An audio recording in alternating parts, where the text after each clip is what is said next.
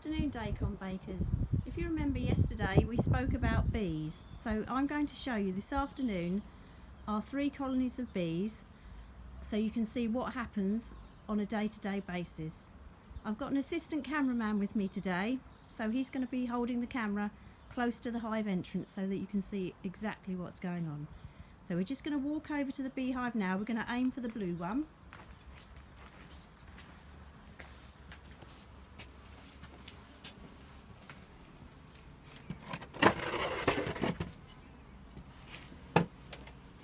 Hopefully you can all see the bees going in and out. So at the moment, all the bees in the hive are female. We have one queen bee who lays all the eggs, and these ones that are coming out are called the worker bees. Later in the year she'll lay bigger eggs and they'll become drone bees, which are the male bees. Now male bees are sociable, they'll move about to other hives, but they're nice bees to have because they don't actually sting you at all. These ones will, but the male bees don't. But at the end of the day, a bee only stings to protect itself, because once it's stung you, I'm afraid it then dies. So in the hive we have, do you want to move it up a bit?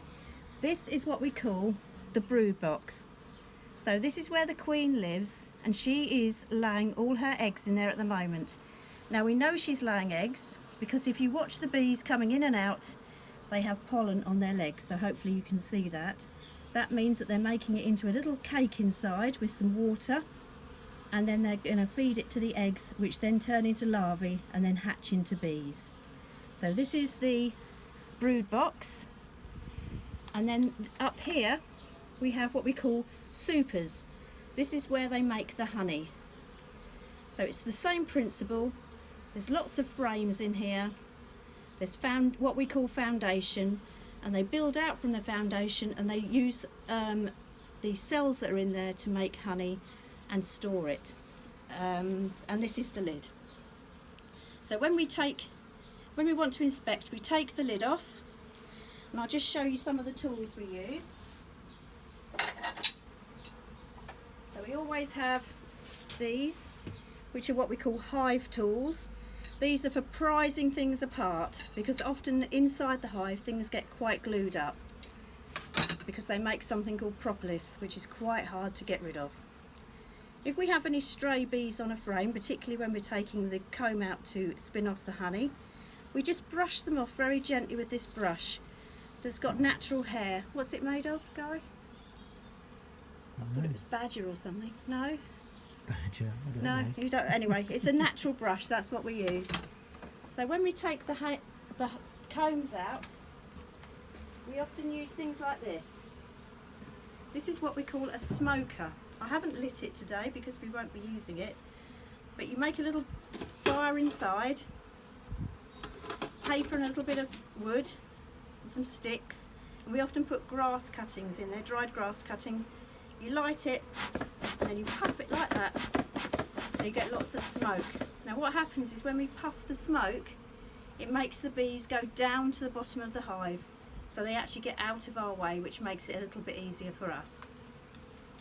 So when we spin off the honey, it then becomes this, which I know some of you will have seen in the cafe. So this is last year's honey made from wildflowers, and I hope my assistant cameraman can show you my lovely outfit. So this is what I wear when I go to look at the bees, because I don't know if you're aware, but I'm actually become very allergic to bee stings, so I have to be very, very careful in the hive. Actually we call it an apiary, I should tell you that. So if I do get stung, I have this, which is an EpiPen now, which I have to inject in my leg very quickly, but hopefully we won't be using that today. So this is our apiary. We've painted them pretty colours, as you can see. We've got cream, blue and pink, and hopefully later on in the year we'll be getting some honey out. If we're still on lockdown when we get to the honey process, we'll film that so that you can see that too. Well, I hope that you like this little insight into my life. Tomorrow, sorry, my assistant cameraman's just told me something. This is what the frame looks like inside the super. So this is one of the ones where they store the honey. So when this is all capped over with wax, we cut it off with a very sharp knife, put it in our spinner, which is centrifugal, which means that it spins around really fast and can go both ways, and then the honey spins out, and then we just turn a tap and it comes running out into a bucket. So that's what the actual super frame looks like, and you can actually see a little bit of leftover honey glistening away in there. Thanks a lot, Dakin Bakers. I'll see you tomorrow to show you a few other things in my garden. Bye bye.